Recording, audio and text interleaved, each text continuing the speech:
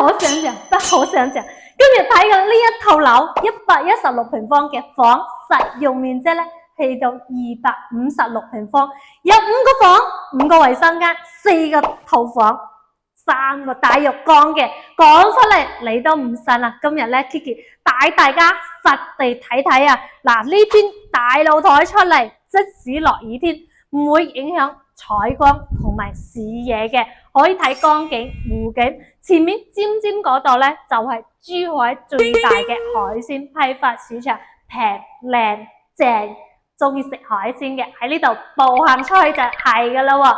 116平方咋，今日呢一套樓全新嘅定制級嘅裝修，非常之高端大氣，可以睇到呢啲即見即所得。116平方呢一個飯廳竟然可以擺到2張大圓台嘅，而且咧呢邊仲帶咗一個入門花園喎，非常之大，可以擺翻2個大鞋櫃啊！而且過嚟睇下呢個廚房都好大喎，U 型嘅大廚房。呢啲咁大嘅廚房可以講得話係只可以喺別墅先有咁嘅感覺嘅。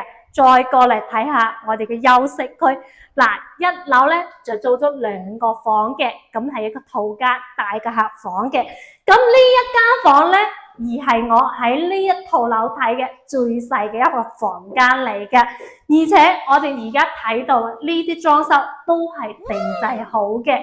咁過到嚟呢邊咧，就有我哋一個公共衛生間啦，咁係一個乾濕分離嘅衛生間，而且非常之寬闊噶。嗱，點解咁講？啱先 Kiki 話呢間房係最細咧，嗱呢邊係一個大套房嚟嘅，右手邊就衣櫃啦，左手邊咧就係乾濕分離嘅衛生間，而呢一個位咧就係我哋嘅休息區。哇！呢度景觀超級靚啊！攝影師，我哋過嚟睇下，俾大家睇下嘅景觀。可以睇到湖景啊！嗱，平時咧講嘅就車來車往啦，咁依家咧就可以話得係船來船往啦。呢度又有江景，又有湖景，景觀就超級靚噶啦。嗱，喺呢一度咧翻香港亦都係非常之方便嘅，2分鐘就可以上高速噶啦。呢度咧翻港珠澳大橋咧都係20零分鐘嘅。我哋今日睇嘅呢一套樓咧，就喺我哋珠海嘅湖心路啦，亦都係最繁華嘅一個區域嚟嘅。咁我哋平時咧好多香港街坊咧，包括澳門街坊翻嚟珠海食海鮮咧，都會嚟到呢一個地方噶啦。嗱，咁而家咧上到嚟2樓啦，首先睇嘅呢一套咧就係我哋嘅套間嚟嘅，個空間幾闊啊！嗱，而家所望到嘅呢啲咧都係個交付標準嚟嘅，為你定制好。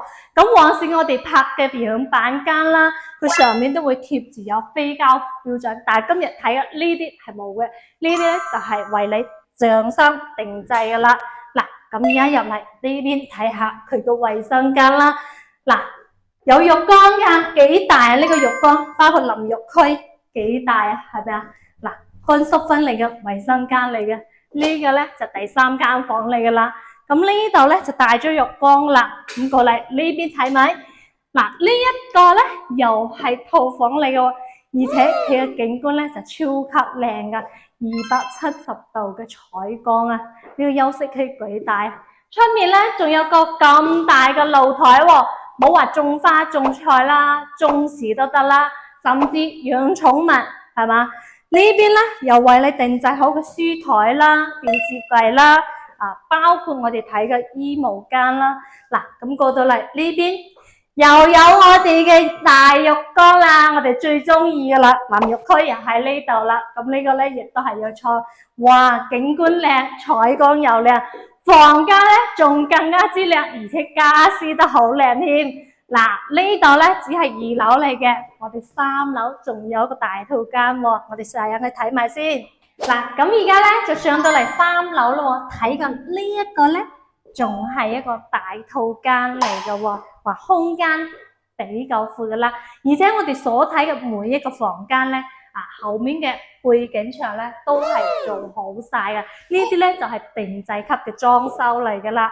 咁過到嚟呢一邊咧，就有我哋一個大浴缸衛生間啦。哇，非常之大噶啦，哇！呢個淋浴區嚟嘅，咁呢邊咧就係我哋嘅浴缸位啦，非常之寬闊喎。嗱，睇咗呢一啲房啦，包括個套間啦，我覺得別墅咧先會有呢種感覺。而今日睇嘅呢一套房咧，先116平方就可以做到5房啊！哇，出嚟咧呢一度仲有咩咧？仲有一個天台啊！嗱，落雨啊 ，Kiki 都要行出去俾大家睇下個天台有幾咁闊。對面有我哋鄰居種咗啲瓜果啦，咁日後我哋喺度無論話種花或者種菜種果樹都 OK 啦。快啲入嚟先。嗱，今日睇過呢一套樓咧，就116平方，5房5衛，4個大套間，有3個大浴缸喎，仲係前屋定制級嘅裝修，非常之高端大氣，又係現樓喎。嗱，如果睇啱呢一套樓，係咪差啲家私家電呢？嗱，揾Kiki買樓送你前屋嘅家私家電啦，拎包入住，為你慳心又慳力啦。睇到呢度嘅朋友仔咧，記得幫Kiki點翻個讚啦。如果想要了解呢套房嘅樓價咧，WhatsApp Kiki 或者喺評論區留翻6個6啦。咁我哋下期再見啦，拜拜。